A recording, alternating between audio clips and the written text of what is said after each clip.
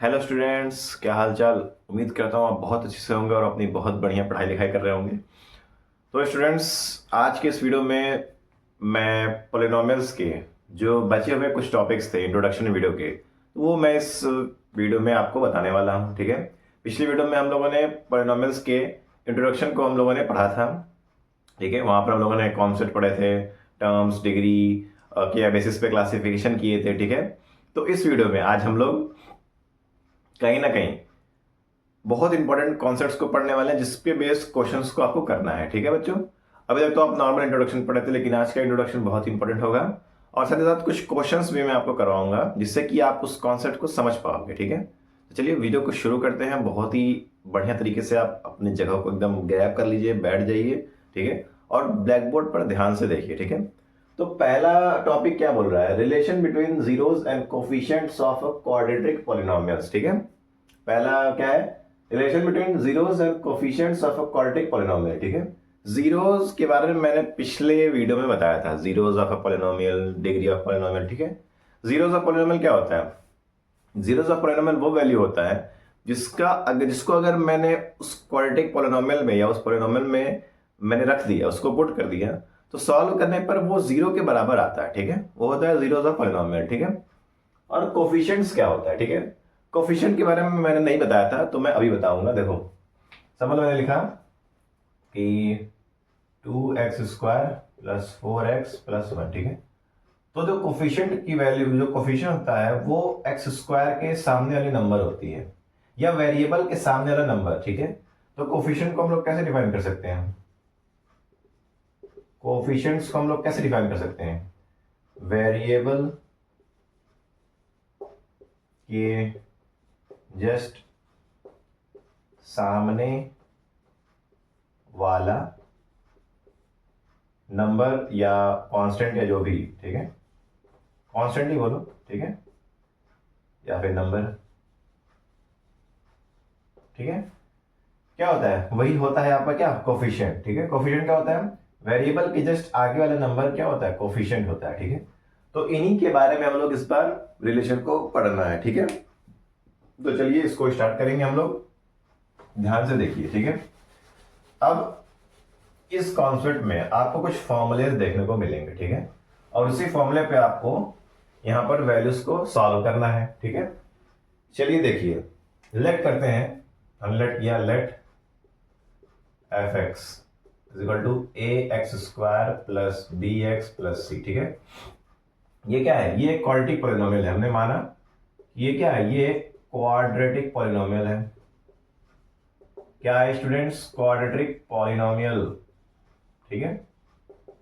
चलिए, अगर ये क्वाड्रेटिक पॉलिनोमियल है और हमने भी माना कि alpha and beta are the roots of this polynomial. ठीक है। हमने क्या माना? हमने माना कि a² प्लस bx+c क्या है? क्वाड्रेटिक पॉलिनोमियल है। और अल्फा बीटा क्या है? इसके रूट्स हैं। रूट्स है मतलब क्या? x की वैल्यूज है। जो हम लोग x की वैल्यू निकालते हैं ना, x की वैल्यू 1/2 जो भी है, वो हमने क्या माना? अल्फा बीटा है, इसके रूट्स है। ठीक है। तो अब इसके बाद क्या करना है? देखिए, इसके बाद हम लोग क्या करेंगे? ध्यान से देखिए बच्चों।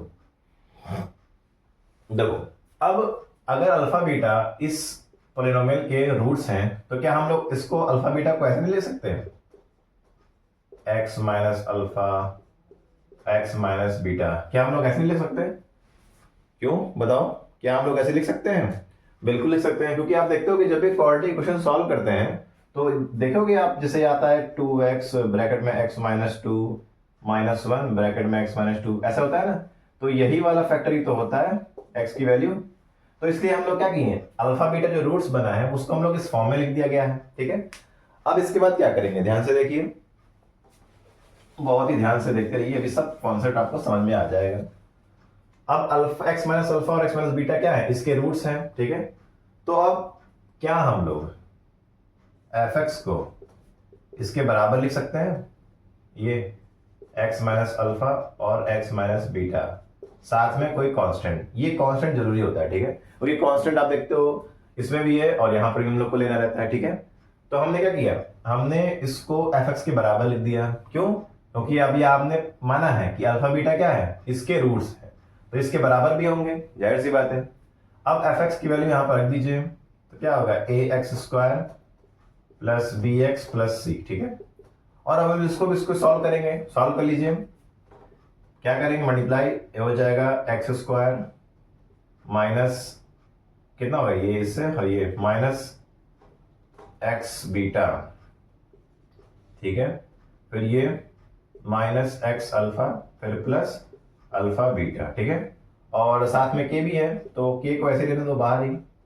अब इसको थोड़ा और सॉल्व करेंगे, तो A X square plus B X plus C is equal to X square, ये हो जाएगा कितना, minus X alpha plus beta और plus alpha beta.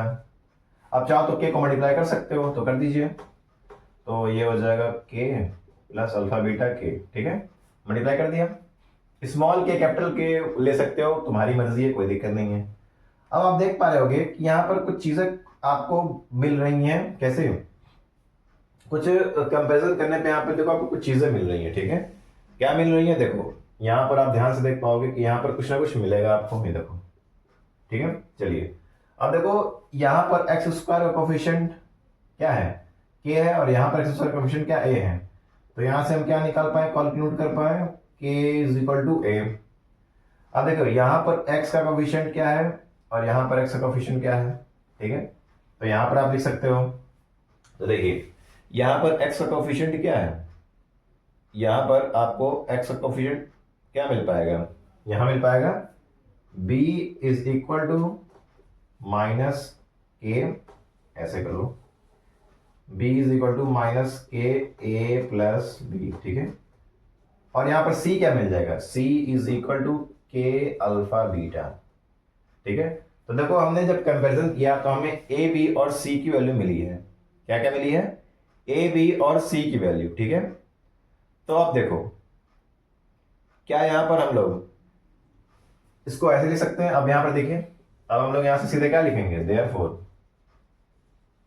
Therefore alpha plus beta is equal to what, minus B by A, और alpha beta is equal to C by A, ठीक है। तो हमने यहां से ये लिखा है, ठीक है। समझ में आया बच्चों, हमने क्या लिखा है, यहां से ये लिखा है, ठीक है। तो देखो अगर यहाँ पर के है तो के की वैल्यू क्या है, ए है, तो हमने यहाँ ए रख दिया, तो ए जब यहाँ पर आएगा तो अल्फा बीटा की वैल्यू आ जाएगी।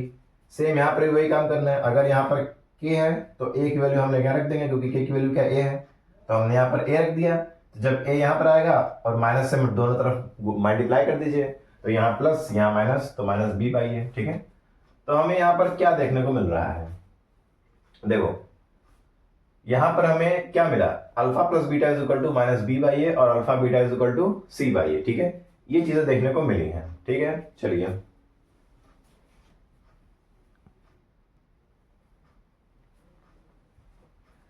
हाँ, तो स्टूडेंट्स हमें क्या मिला, कंपैरिजन करने के बाद मिला कि alpha plus beta is equal to minus B by A और alpha beta is equal to C by A, ठीक है। मतलब कि क्या बोल रहा है, मतलब कि हेंस बोला कि sum of roots is equal to what, sum of roots is equal to coefficient of what, coefficient of X, ठीक है। Sum of roots is equal to coefficient of X upon coefficient of X square, ठीक है। ये हो गया तुम्हारा क्या, सम of roots के लिए फॉर्मूला, और product of roots is equal to coefficient of what, constant term, ठीक है। तो कोफिशिएंट नहीं लिखेंगे, यहाँ पर क्या लिखेंगे, यहाँ लिखेंगे कांस्टेंट टर्म, क्योंकि कांस्टेंट है ये, सी क्या है, कांस्टेंट टर्म है, constant term upon what, coefficient of X square, ठीक है। तो यहां पर हम लोग को ये दो फॉर्मूला मिला कि अगर किसी भी क्वाड्रेटिक पॉलिनोमियल का रूट्स दिया हुआ है अल्फा बीटा, ठीक है, तो वहां से आप सम ऑफ रूट्स और प्रोडक्ट ऑफ रूट्स निकाल पाओगे। अगर क्वेश्चन में पूछा कि find the sum of roots and product of roots if the roots are given, तो आप ये निकाल सकते हो, alpha plus beta equal to minus B by A alpha beta is equal to C by A, ठीक है। तो B क्या है, एक्स का कोफिशिएंट है, ठीक है। अगर ये क्वाड्रेटिक पॉलिनोमियल है आपका A X square plus B X plus C, ठीक है।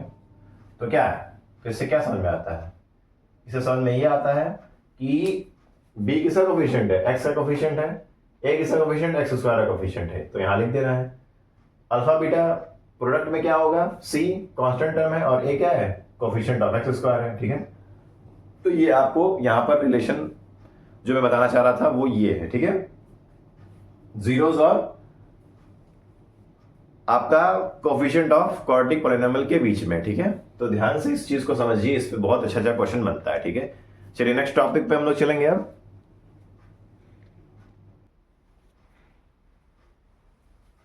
हाँ तो स्टूडेंट्स अब देखिए नेक्स्ट टॉपिक क्या बोल रहा है, to find a quadratic polynomial having given zeros, ठीक है। मतलब क्या बोल रहा है कि अगर जीरोस आपको गिवन है तो क्वाड्रेटिक पॉलिनोमियल को कैसे बनाया जा सकता है, ठीक है।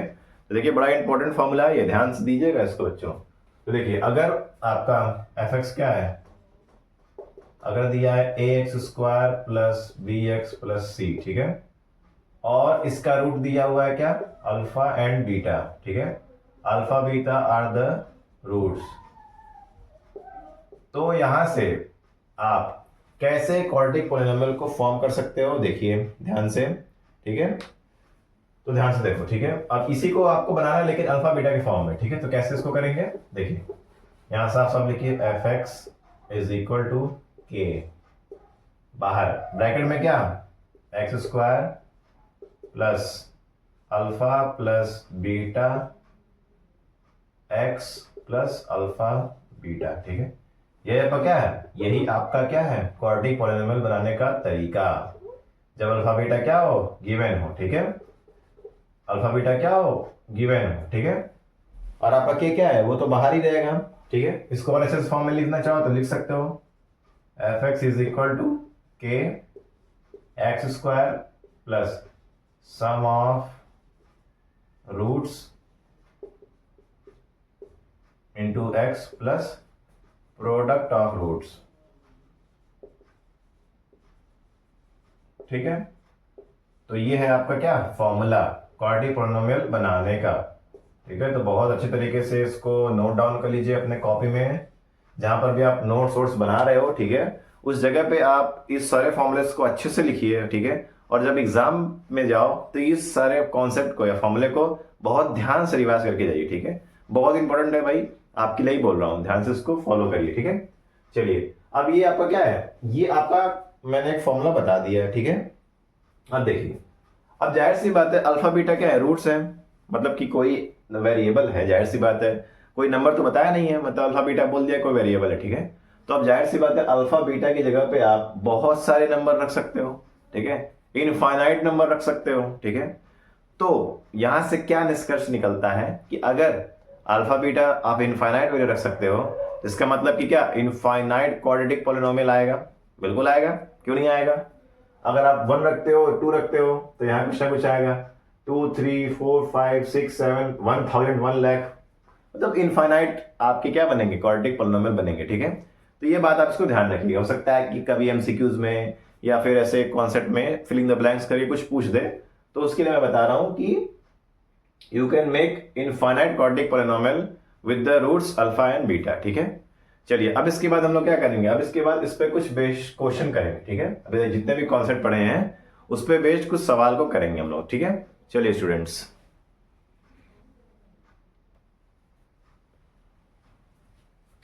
हाँ तो स्टूडेंट्स क्वेश्चन करने से पहले एक टॉपिक मैं आपको और बताना चाहूंगा, और इससे रिलेटेड एक फॉर्मूला, कुछ फॉर्मुलेज भी हैं, ठीक है। पहले मैं वो बताना चाहूंगा, उसके बाद हम लोग क्वेश्चंस को करेंगे, ठीक है। क्या है टॉपिक, सिमेट्रिक फंक्शन। अब सिमेट्रिक फंक्शन क्या होता है, ठीक है।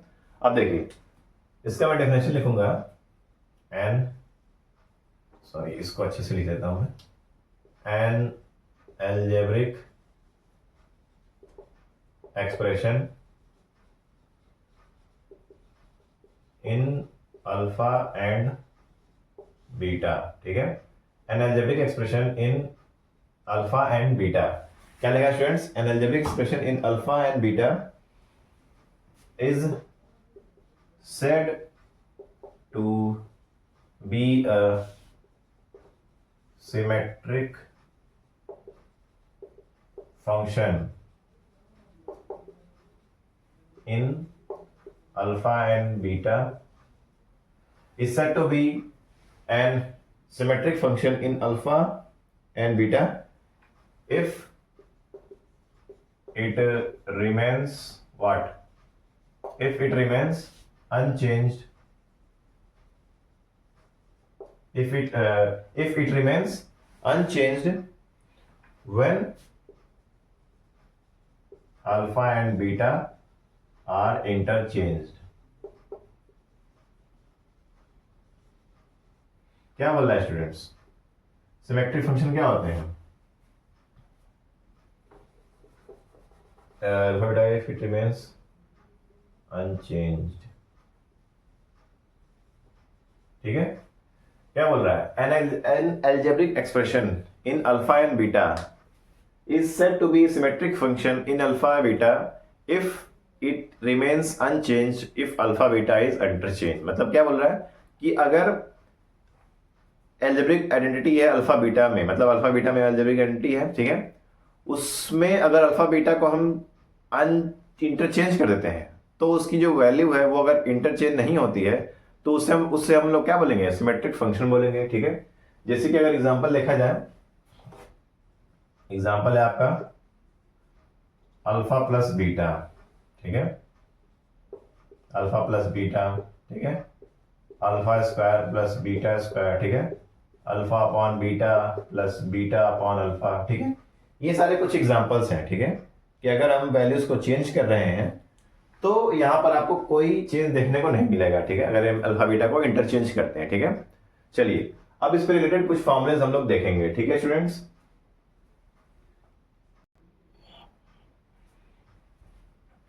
हाँ तो स्टूडेंट्स ये देखिए, जिस फॉर्मूले की मैं बात कर रहा हूं वो ये सारे फॉर्मूलेज हैं, ठीक है? ये सारे रिजल्ट्स किस पे हैं? सिमेट्रिक फंक्शन पे हैं, ठीक है? मतलब इसी फॉर्मूलेज का इस्तेमाल करके हम लोग को क्वेश्चंस को सॉल्व करना है, ठीक है? बड़ा मजा आएगा, ठीक है स्टूडेंट्स, जब हम लोग क्वेश्चन सॉल्व करेंगे, ठीक है? चलिए फॉर्मूला देख लीजिए, alpha square plus beta square is equal to alpha plus beta का whole square minus 2 alpha beta, alpha square minus beta square is equal to alpha plus beta का whole square minus 4 alpha beta if alpha is greater than beta. क्या बोल रहा है? इसको alpha कर लो। If alpha is greater than और equal to beta then alpha minus beta is equal to under root alpha plus beta का whole square minus 4 alpha beta, ठीक है? फिर चौथा क्या बोल रहा है? अल्फा माइनस बीटा का मॉड वैल्यू क्या होती है? देखो मॉडुलस या मॉड वैल्यू जो होती है वो अगर कोई वैल्यू नेगेटिव आ रही है तो उसको पॉजिटिव करके देती है, ठीक है? जब आप 11th में जाओगे, अगर आप मैथ लेते हो तो वहां पर आपको मॉडुलस फंक्शन बहुत अच्छे से बताया जाएगा, ठीक है? तो अल्फा माइनस बीटा का mod equal to under root alpha plus beta का whole square minus 4 alpha beta, alpha cube plus beta cube is equal to alpha plus beta का whole cube minus 3 alpha beta bracket में alpha plus beta, और last but not least, लेकिन last ही है, alpha square minus beta square is equal to alpha plus beta alpha minus beta, ये तो formula जानते हो आप, और साथ में ये एडिशनल है alpha plus beta under root में अल्फा प्लस बीटा का whole square minus 4 alpha beta if alpha is greater than equal to beta, ठीक है? तो ये कुछ रिजल्ट्स थे सिमेट्रिक फंक्शन पे, ठीक है? तो स्टूडेंट्स मैंने क्वेश्चन जो करने की बात की है, ठीक है, वो मैं अब नेक्स्ट वीडियो में आपको कराऊंगा, ठीक है? क्योंकि नेक्स्ट वीडियो पूरा आपका क्वेश्चन वाला पार्ट ही रहेगा, ठीक है? तो इस वीडियो में सिर्फ मैं इंट्रोडक्शन कहीं ना कहीं कंप्लीट करने की कोशिश किया हूँ, ठीक है? तो ये इंट्रोडक्शन यहाँ पर कंप्लीट होता है, ठीक है? नेक्स्ट वीडियो में क्वेश्चंस बहुत सारे करेंगे और बहुत मजा आने वाला है स्टूडेंट्स, ठीक है? तो नेक्स्ट वीडियो के लिए आप जरूर तैयार रहिए, ठीक है? और जल्द ही वो वीडियो आने वाला है, ठीक है? तब तक के लिए इस वीडियो पर, इस चैनल पर बने रहिए, वीडियो को अच्छे से देखिए। अगर आपको कंटेंट अच्छा लग रहा है तो लाइक शेयर सब्सक्राइब जरूर करिए स्टूडेंट। अगर आप सपोर्ट नहीं करोगे तो फिर मुझे मोटिवेशन मिलेगा कि मैं आपके लिए अच्छे अच्छे वीडियोस लेके आऊँगा, ठीक है? तो कहीं ना कहीं आपको मुझे सपोर्ट जरूर दिखाना है, ठीक है? और सपोर्ट मतलब कि आपको कहीं ना कहीं कमेंट्स में आपको जवाब देने होते हैं, कमेंट्स करने होते हैं, ठीक है?